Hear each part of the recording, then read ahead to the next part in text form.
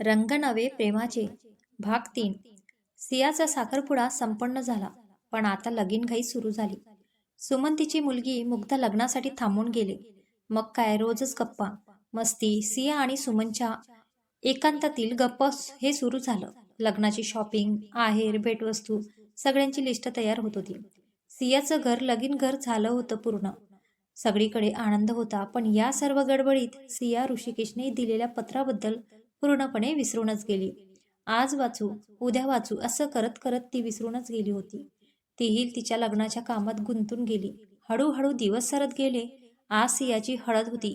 सियाच्या मैत्रिणी, पूजा सगळेच जण आले. पिवळ्या रंगाच्या साडीत सिया खूपच सुंदर दिसत होती. लग्नाचे एक एक विधी सिया मनापासून पूर्ण करत होती. लग्न हे प्रत्येक मुलीचं स्वप्नच असतं.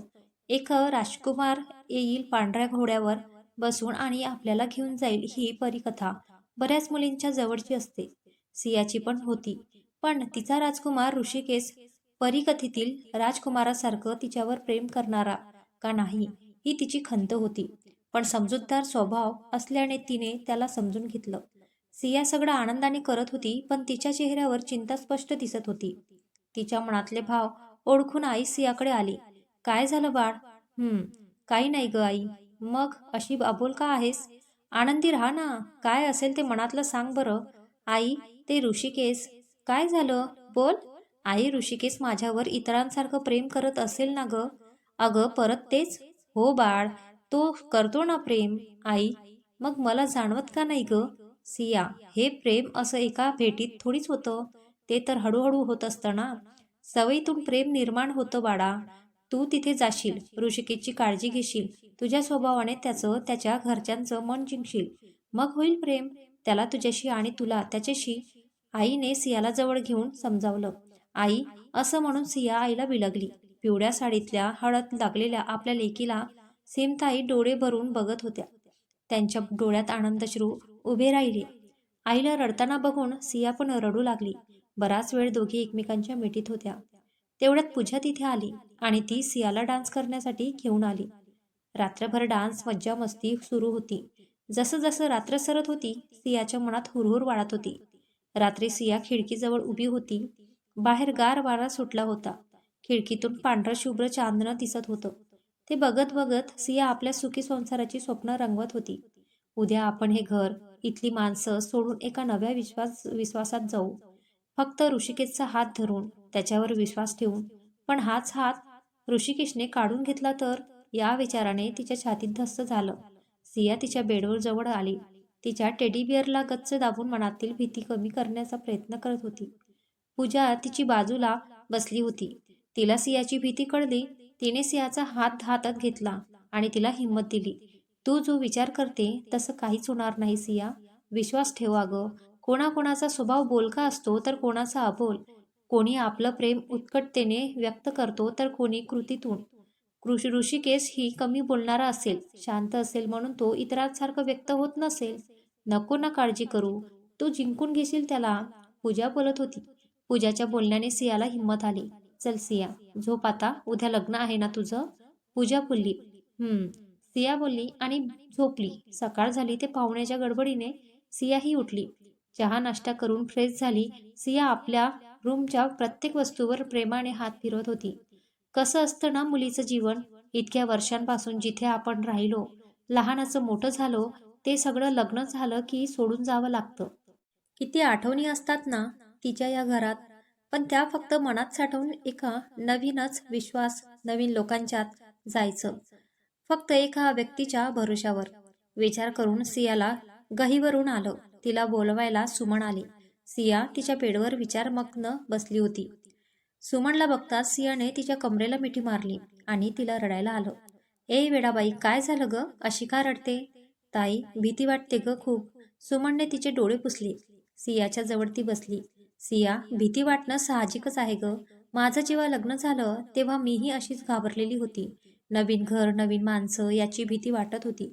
पण समीरने त्याच्या प्रेमाने मला नेहमी हिंमत दिली. मग हळूहळू ती माणसं परकी वाटलीच नाही. आणि आता तर आईबाबांची पण आठवण येत नाही, इतकी मी रुळून गेली तिथे. ऋषिकेशच्या प्रेमाने तू पण हळूहळू सगळं विसरून जाशील. ती लोक तुला आपली माणसं वाटतील. नको काळजी करू. सुमन सियाला सांगत होती. सुमनच्या बोलण्याने सिया थोडी सावरली. मग मेकअपवाली आली आणि सिया तयारीला लागली. ऋषिकेशकडची ही मंडळी आली. सनईचे सूर सगळीकडे घुमू लागले. सभा मंडपात पाहुण्यांची गर्दी जमा होऊ लागली. पंडितजीही आलेत. ऋषिकेशने ऑफ व्हाईट कलरचा कुर्ता आणि मरूम कलरची धोती घातली होती. डोक्यावर फेटा आणि कपाळावर गुंडावळ्या. कपाळावरच्या लाल टिलकमुळे ऋषिकेश खूपच हँडसम दिसत होता. तो आल्याचं कळताच सिया ही ओवडणीचं ताट घेऊन सभा मंडपात आली. हिरव्या रंगाच्या आणि पिवळ्या काठाच्या नऊवारीमध्ये सिया खूपच सुंदर दिसत होती. सियाने दारात ऋषिकेशला ओवाळले. मग दोघेही जण स्टेजवर यायला लागले. बहारो फुल बरसाओ मेरा मेहबूब आया है चं गाणं बँडवाल्यांनी वाजवलं. पूजा आणि आणखी 2-4 जणी सिया आणि ऋषिकेशच्या पायवटेवर फुलांच्या पाकळ्या टाकत होते. सिया आणि ऋषिकेश स्टेजवर पोहोचलेत. मग मंत्रपठण सुरू झालं. दोघांच्यात अंतरपाठ धरला गेला. पंडितजींनी सावधान म्हणताच बँड जोरजोरात वाजला. अंतरपाठ खाली झाला. सिया आणि ऋषिकेशने एकमेकांना वरमाला घातल्या. सर्व पाहुणे मंडळींनी फुलं अक्षदा टाकून आपल्या आशीर्वाद दोन्ही अभयंतांना दिला. आणि आज शेवटी आपली सिया सौ सिया ऋषिकेश पुराणी झाली. वैदिक पद्धतीने लग्न सोहळा पार पडला. आता वेळ झाली होती सियाच्या पाठवणीची. सियाची विदाई होत असताना घरच्यांना अश्रू अनावर झाले. तरीही सियाच्या घरच्यांनी जड अंतकरणाने सियाला निरोप दिला. सिया ऋषिकेश कारमध्ये बसली. सियाला अश्रू रोखणे कठीण झालं होतं. ती कारच्या मागच्या काचेतून आईबाबांना बघून बघून आणखी रडत होती. ऋषिकेशने कारमध्ये तिचा हात धरला. त्या स्पर्शाने सिया अजून हळवी झाली. ऋषिकेशच्या खांद्यावर डोकं ठेवून ती रडत होती. थोडं पुढे गेल्यावर सिया हळूहळू नॉर्मल झाली. सिया आज प्रथमच तिच्या सासरी आली. ऋषिकेश आणि सियाची कार एका प्रशस्त बंगल्यापुढे थांबली. संपूर्ण बंगला रोषणाईने उजळून निघाला होता. सिया कारमधून उतरली. तिने कल्पनाही नाही केली नव्हती इतका तो बंगला भव्य होता. बंगल्याच्या उजव्या बाजूला प्रशस्त बगीचा होता. बगीचात झोका होता. निवांत बसण्यासाठी टेबल खुर्च्या मांडलेल्या होत्या. बंगल्याच्या प्रवेशद्वार समोर पायवाट होती आणि तिच्या आजूबाजूला गोलाकार दिवे होते. ही भव्यता बघून सिया हुरळून गेली. सिया आणि ऋषिकेश बंगल्याच्या प्रवेशद्वाराजवळ आले. रुधिराने पटकन आत जाऊन ओवाळणीचे ताट आणलं. भाकर तुकडा ओवाळला. सियाने उजव्या पायाने तांदळाचे माप ओलांडले आणि तिने गृहप्रवेश केला. समोरचं कुंकवाची थाळी ठेवून होती. सियाने त्यात पाय ठेवले आणि आपल्या पाऊल खुणा सोडत सिया आणि ऋषिकेश देवघरात आले. तिथे दोघांनीही देवाला नमस्कार केला आणि आपल्या भावी आयुष्यासाठी देवाचे आशीर्वाद घेतले. घरातल्या वडीलधाऱ्याचाही आशीर्वाद घेतला. घरात हॉलमध्ये खूप मोठा फोटो लावला होता. तो फोटो ऋषिकेशच्या आईचा होता. सियाने फोटो जवळ दिवा लावला. मग दोघांनी जोडीने फोटोचा नमस्कार केला. सिया भारती गेली तशी या घराची लयाच गेली.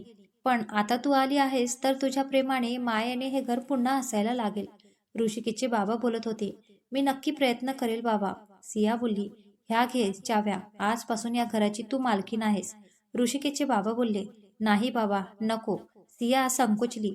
नाही म्हणू नको बाळ. तुझा अधिकार आहे. त्यांनी त्या चाव्या सियाच्या हातात ठेवल्या. सियाने ऋषिकेशच्या बाबांना नमस्कार केला. चला जा आता झोपायला. बरीच रात्र झाली आहे. ऋषिकेशचे बाबा बोलले आणि त्यांच्या रूममध्ये निघून गेले. सिया ही वळली. तिने इकडे तिकडे बघितलं तर ऋषिकेश तिथे कुठेच नव्हता. सियाला थोडं चुकल्यासारखं वाटत होतं. कुठे जाऊ मी? माझी रूम फुटली. सिया स्वतःशीच बोलत होती. रुधिरा चेंज करून आली. हे काय ग वहिनी तू अजून हॉलमध्येच? ते माझी रूम. अडखडत सिया बोलली. चल मी तुला तुझी रूम दाखवते. हे बघ ही वरती ऋषिकेश दादूची रूम आहे आणि आजपासून तुझीही. सियाला वर रूम मध्ये रुधिरा घेऊन आली. रुधिरा खाली गेली. सिया रूम मध्येच आली. खूपच सुंदर सजवली होती खोली. सर्व शोभेच्या वस्तू सुंदर आणि युनिक होत्या. बेडच्या भिंतीवर ऋषिकेशचा खूप मोठा फोटो फ्रेम करून लावला होता. फोटोतला ऋषिकेश जणू तिलाच बघतो आहे असं तिला भास झाला. इश. सियाच्या तोंडून वाक्य निघालं. काय झालं? बाथरूम मधून टॉवेलने डोकं पुसत ऋषिकेश बाहेर आला. काही नाही असेच. सिया बोलली. ठीक आहे. हे बघ त्याच बाजूला बाथरूम आहे. जाऊन चेंज करून घे. आणि हे बघ हे कपाट मी खाली करून ठेवलं आहे. इथे तुझे कपडे आणि बाकी सामान ठेव. ऋषिकेश बोलला.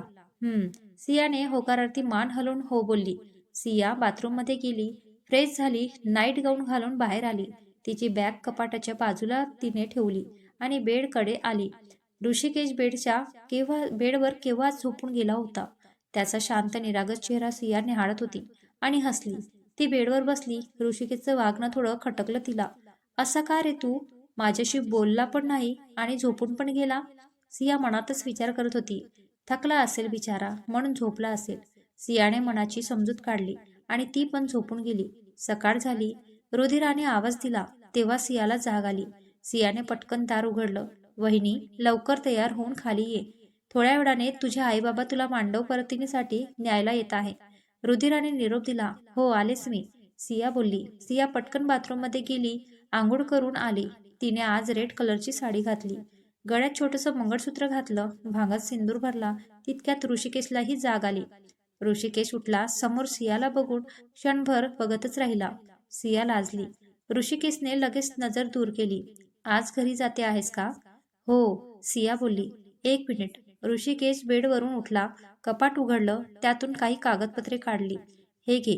जाण्याआधी या पेपर्सवर सह्या कर, म्हणजे मी ते प्रोसेसिंगला पाठवून देईल. ऋषिकेश बोलला. पेपर्स? कसले? सिया आश्चर्यचकित होऊन बोलली. Divorce papers. ऋषिकेश नजर चोरत बोलला. काय? सिया खूपच जोरात ओरडली. तसा ऋषिकेश घाबरला आणि त्याने पटकन सियाच्या तोंडावर हात ठेवला. सिया आणि ऋषिकेश एकमेकांना बघतच राहिले. ऋषिकेश तिच्या डोळ्यात स्वतःला हरवत होता. तो हळूहळू सियाला मागे सरकवत होता. सिया आता भिंतीला टेकली. अजूनही ऋषिकेशने हात काढला नव्हता. काय झालं? इतक्या मोठ्याने का ओरडली? ऋषिकेशने विचारलं. शिया कडून कसलेच उत्तर आले नाही. अगं बोल, गप्प का आहेस? ऋषिकेश चिडून बोलला. सियाने डोळ्यांच्या इशाराने त्याला दाखवलं की त्याचा हात अजूनही तिच्या तोंडावर आहे. त्याने पटकन हात बाजूला केला. मग सिया बोलू लागली. ओरडू नको तर काय करू? अरे का, कालच तर लग्न झालं ना आपलं, आणि आज चक्क तू मला डिवोर्स पेपर्स हातात दिले. काय अर्थ काढायचा मी तुझ्या अशा वागण्याचा? सिया रडतच बोलत होती. काय अर्थ काढायचा म्हणजे? मी तुला सगळं क्लिअर केलं होतं आधीच. मग आता सही करायला नाटक का करते? क्लिअर केलं? कधी आणि कुठे? खोटं बोलतो आहे तू. तुला जर लग्न निभवायचं नव्हतं तर लग्न केलंच का माझ्याशी? सिया ऋषिकेशच्या शर्टची कॉलर पकडून बोलली. ऋषिकेशने झटाक्याने तिचे हात त्याच्या कॉलरवरून काढले. आपली एंगेजमेंट झाली त्याच दिवशी मी तुला लेटर दिलं होतं. ऋषिकेश बोलला. लेटर? सियाने डोक्यावर हात मारून घेतला. हे हे हे आता हे नको बोलू की तू ते वाचलेच नाही. नाही, मी ते वाचलेच नाही. सिया अडखळतच बोलत होती. मग तो तुझा प्रॉब्लेम आहे, माझा नाही. जाण्यापूर्वी पेपर्सवर सह्या कर.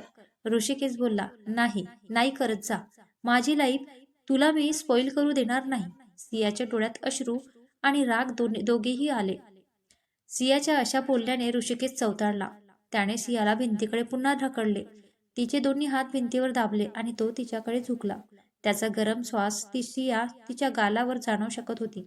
सिया तिचे हात सोडवण्याचा प्रयत्न करत होती आणि ऋषिकेश अजूनच तिचे हात दाबत होता. हे बघ सिया, मला तुझ्यात काही इंटरेस्ट नाही. त्यामुळे एक ना एक दिवस मी तुला तुझा स्वीकार करेल. असं जर वाटत असेल तर तू विसरून जा. असं काही होणार नाही. ऋषिकेश सियाच्या डोळ्यात डोळे घालून बोलत होता. ऋषिकेशच्या रूमचा दरवाजा उघडा होता. त्यामुळे रुधिरा डायरेक्ट रूममध्ये आली. रुधिराने आवाज केला. ऋषिकेशने वळून बघितलं तर समोर रुधिरा होती. काय दादू, रोमॅन्स करायचा तर दरवाजा लावून तर घेत जा, रुधिरा खट्ट्याळपणे बोलली. ऋषिकेशने सियाचे हात सोडले आणि तो रूममधून निघून गेला. वहिनी, अगं बाबा बोलवताय तुला, म्हणून आले मी वर, रुधिरा बोलली. हो, आलेच मी, तू पुढे हो. ओके, लवकर ये. हो. रुधिरा निघून गेली. सियाचा बांध फुटला आणि ती रडायला लागली. रडत रडतच ती भिंतीला टेकून खाली बसली. का ऋषिकेश, का असं वागलास तू? किती स्वप्न बघितली होती रे मी, सुखी संसाराची, आणि तू एक क्षणात ती तोडून टाकली. क्षण से जो तुटे कोई सपना, अशीच अवस्था आपल्या सियाची झाली होती. बराच वेळ ती रडली. मग मनात एक निश्चय केला. ती उठली, डोळे पुसले आणि तिने डिवोर्स पेपरवर सह्या करून दिल्या. सिया खाली आली. ऋषिकेशचे बाबा तिची वाट बघतच होते. काही झालेच नाही अशीच सिया वागत होती. बाबा, बोलावलं मला? हो, हे बघ, हे काही गिफ्ट्स आहेत. तू जाताना घरी घेऊन जा. माझ्याकडून सर्वांना दे. याची काहीच गरज नव्हती ना बाबा, राहू दे ग. आणि हो, माहेरी गेली की आम्हाला विसरू नको. लवकर परत ये बाळा, आम्ही तुझी वाट बघत आहोत. सिया फक्त हसली. किती फरक आहे ऋषिकेश आणि त्याच्या बाबांमध्ये. यांना तर हे ठाऊकच नाही की त्यांच्या मुलाने डिवोर्स पेपर्स दिले त्यांना सुनेला गिफ्टमध्ये. सिया विचार करत होती तितक्यात दारावरची बेल वाजली. सियाने दार उघडलं. सियाचे आई बाबा आले होते. आईला बघताच ती सियाने दारातच आईला घट्ट मिठी मारली. काहीतरी बिनसलं आहे हे आईला लगेच कळलं. पण सिया अशी तिला सोडून कधी एकटी रडली नाही, म्हणून भावूक झाली असेल असे सीमाताईंना वाटलं. अगं त्यांना आत तर येऊ दे, ऋषिकेचे बाबा बोलले. हो सॉरी, या ना बाबा. आई आत ये. सियाचे आई बाबा आत आले. समोर असलेल्या सोफ्यावर दोघेही बसले. तोपर्यंत ऋषिकेशही आला होता फ्रेश होऊन. हॉलमध्ये सियाच्या आई बाबांना बघून तो खाली आला. त्याने दोघांच्याही पाया पडून नमस्कार केला. आहो जावई बापू, काय करता हे? नको, आम्हाला लाजवू नका. सियाची आई संकोचून बोलत होती. आई, आधी तर जावई बापू वगैरे बोलणं सोडा. मुलाच्या वयाचा आहे मी तुमच्या. मुलगा समजा आणि आशीर्वाद द्या. ऋषिकेश बोलला. सोडायचं आहे मला. मग कशाला ही नाटकं करतोय? सिया मनातल्या मनात रागात बोलली. सियाने चहा आणला होता सर्वांसाठी. ऋषिकेश ट्रेमधून चहाचा कप उचलणार तितक्यात तिने मुद्दाम तो ट्रे उचलून घेतला. सर्वांना तिच्या हाताने चहा दिला, पण ऋषिकेशला मुद्दाम दिला नाही. ऋषिकेश तिच्याकडे बघतच राहिला. अगं ऋषिकेश रावांना दे की चहा. आई बोलली. अगं आई, त्यांना ना ब्लॅक टी लागतो. गोडवा नको असतो त्यांना लाईफमध्ये. सिया ऋषिकेशला खुन्नस देऊन बोलत होती. ऋषिकेशला कळले की सिया अशी का वागत आहे. हो हो, मला ब्लॅक टी लागतो, ऋषिकेशही बोलला. हा कधीपासून ब्लॅक टी घेऊ लागला? ऋषिकेशच्या बाबांना प्रश्न पडला. त्यांनी फक्त हसून दिलं. चल बाळा, तयारी झाली असेल तर निघूया आपण. सियाचे बाबा बोलले. हो, मी बॅग घेऊन आली बाबा. असं म्हणून सियावर तिच्या रूममध्ये आली. पाठोपाठ ऋषिकेशही आला. तू पेपर्सवर सह्या केल्यात का? ऋषिकेशने सियाला विचारलं. हो केल्या सया. जाते मी कायमची. सियाने बॅग उचलली. डोळ्यात आलेले अश्रू लपवले. थांब, मी उचलतो बॅग, ऋषिकेश बोलला. बॅग उचलण्यासाठी ऋषिकेशने बॅगचे हँडल पकडलं आणि चुकून सियाच्या हाताला स्पर्श झाला. सियाने त्याच्याकडे रागाने बघितलं. त्याने त्याचा हात दूर केला. नको, मी उचलेल माझी बॅग. जिथे तुला मीच नको आहे, मग माझ्या बॅगची तरी ओझे कशाला? सिया रागारागात रूममधून बाहेर पडली. ऋषिकेश मात्र तिला पाठमोरी बघतच राहिला. सिया तिच्या माहेरी आली. आईने घरात जाऊन भाकर तुकडा आणला. सियावरून उतरून तिची दृष्ट काढली. सिया घरात आली. तिचंच घर तिला आज वेगळं भासत होतं. लग्न होताच त्या घरात आपण पाहुणे आहोत असा फील तिला येत होता. लग्न झालेल्या आपल्या मुलीला आई डोळे भरून बघत होती. तिच्या गळ्यातील मंगळसूत्र, भांगेतील कुंकू सगळं बघून आनंद आणि समाधान वाटत होतं. आई, मी फ्रेश होऊन येते ग. सिया असं बोलून तिच्या रूममध्ये गेली. सिया फ्रेश झाली, ड्रेस घातला आणि आरशासमोर उभी राहिली. कुंकवाची डब्बी हातात घेतली. भांगेत कुंकू भरत होती. तोच तिचा हात थांबला. काय करते मी? कुंकू भरते. कोणाच्या नावाचं? ऋषिकेशच्या. पण तो तर बायकोच मानत नाही ना मला. आणि असंही ते नातं तर संपवून आलीये मी. सियाने कुंकू परत डब्बीत ठेवून दिलं. गळ्यातल्या मंगळसूत्राकडे तिचं लक्ष गेलं. ते काढण्यासाठी हात गळ्याजवळ नेले, पण नाही काढू शकली ती. तिने मायेने त्यावरून हात फिरवला आणि तिच्या अश्रूंना वाट मोकळी करून दिली. सिया खिडकीजवळ उभी राहिली. वाऱ्याची झुळूक तिच्या चेहऱ्याला स्पर्शून जात होती. स्वतःच्याच विचारामध्ये होती ती. का वागला ऋषिकेश तू असा? माझं आयुष्य स्पॉईल केलंस तू. पण का? अचानक तिला आठवलं. ऋषिकेश बोलला होता की मी तुला सगळं क्लिअर केलं होतं. हो, ते पत्र कुठे ठेवलं? पण ते हा कपाटामध्ये. शियाने पटकन तिचं कपाट उघडलं. भराभर त्यातून सर्व कपडे खाली फेकले आणि तिला दिसलं पत्र. ऋषिकेशने तिला लिहिलेलं पत्र. सियाने पत्र उचललं आणि बेडवर बसली. ते वाचणार तितक्यात तिची आई तिच्या रूममध्ये आली. सियाने पटकन ते पत्र तिच्या मागे बेडच्या उशी खाली लपवलं. सिया, काय हे? किती हा पसारा? सियाची आई चिडतच बोलली. अगं, मला माझा ड्रेस सापडत नव्हता ना, म्हणून. बरं चल, पोहे बनवले आहे मी, खाऊन घे. नाही आई, मला ना भूक नाही. आणि तू जा आता, मी हा रूम साफ करून मग येईल खाली. अगं पण, सियाने जवळजवळ आईला रूम बाहेर काढलं आणि तिने दाराला कडी लावली. ती पुन्हा बेडवर बसली आणि उशी खालून ते पत्र काढलं आणि ती वाचू लागली. सिया, मी पहिल्यांदाच असं पत्र वगैरे लिहितो आहे, पण मला हे सांगणे खूप गरजेचं होतं, म्हणून मी तुला पत्र लिहित आहे. सिया, माझं एका मुलीवर प्रेम आहे. प्रीती तिचं नाव, आणि मला तिच्याशीच लग्न करायचं होतं. पण बाबांना ती पसंत नव्हती, म्हणून त्यांनी आमच्या लग्नाला नकार दिला. मी त्यांना समजवण्याचा खूप प्रयत्न केला, पण त्यांनी माझं काहीच ऐकलं नाही. मग मी त्यांचं घर सोडले आणि प्रीतीसोबत तिच्या घरी राहायला गेलो. बाबांनी मला परत बोलवण्यासाठी खूप प्रयत्न केले. मी त्यांना अट घातली, लग्नाला परवानगी द्या, पण बाबांनी ऐकले नाही. त्यांनी माझे सर्व बँक अकाउंट ब्लॉक केले. मग माझा नाईलाज झाला. पैशाशिवाय लाईफ मी इमॅजिन करू शकत नाही. शेवटी मी घरी परत आलो. त्यांनी माझ्यासमोर एक डील ठेवलं. मला ते पटलं आणि म्हणून मी तुझ्याशी लग्न करायला तयार झालो. पण आज म्हणजे आपल्या साखरपुड्याच्या दिवशी जेव्हा मी तुला बघितलं, तेव्हा तो तुझा निरागस चेहरा, आनंदाने भरून गेलेले डोळे बघितले आणि मनात कालवाकालव झाली. मला मनापासून तुला सगळं सांगावं असं वाटलं. का वाटलं ते माहीत नाही, पण मला तुला फसवायचं नाही इतकं नक्की. म्हणून तुला हे पत्र लिहित आहे. सिया, हे लग्न मी मनापासून करत नाही. मी तुझ्यात कधीच माझी बायको बघितली नाही. ते तर फक्त एक डील आहे, माझं आणि बाबाचं. आपलं लग्न झाल्यावर मी तुला लगेच डिवोर्स देणार आहे. त्यामुळे तू लग्नाबद्दल जास्त अपेक्षा ठेवू नको. आणि हो, तुला जर हे लग्न मोडायचं असेल तर तेवढं स्वातंत्र्य तुला आहे. तू तो निर्णय घेऊ शकते. मला काही फरक पडणार नाही, कारण माझं डील पूर्ण करण्यासाठी मला कोणी पण मुलगी चालेल. तू नाही तर अजून कोणी. विचार कर, तू खूप चांगली मुलगी आहेस. तुझं लाईफ मला स्पॉइल नाही करायचं. हे सगळं तुला सांगावं असं मला वाटतंय. हे मला अजूनही कळत नाही. पण तू निर्णय घे. तू जो पण निर्णय घेशील, मी त्याचा स्वीकार करेल. तुझाच एक मित्र, ऋषिकेश. पत्र वाचता सियाच्या डोळ्यात अश्रू आले. ऋषिकेशबद्दल तिने जो समज केला होता, तो किती चुकीचा होता हे तिला कळलं. का वाचलं नाही मी हे पत्र आधी? कदाचित इतकं दुःख मला झालंच नसतं. तो काहीच चुकला नाही, मीच वेंधळी.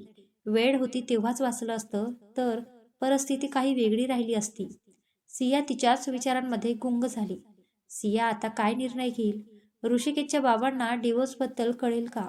तेव्हा काय होईल ते पाहूया पुढील भागात. व्हिडिओ आवडला तर व्हिडिओला लाईक आणि शेअर करा आणि चॅनलला आपल्या सबस्क्राईब करा. सबस्क्राईब करून बेल आयकॉन बटनला ऑल करा, जेणेकरून माझे व्हिडिओ नोटिफिकेशनद्वारे तुमच्यापर्यंत पोहोचेल. तर चला मग भेटूया पुढील भागात. धन्यवाद.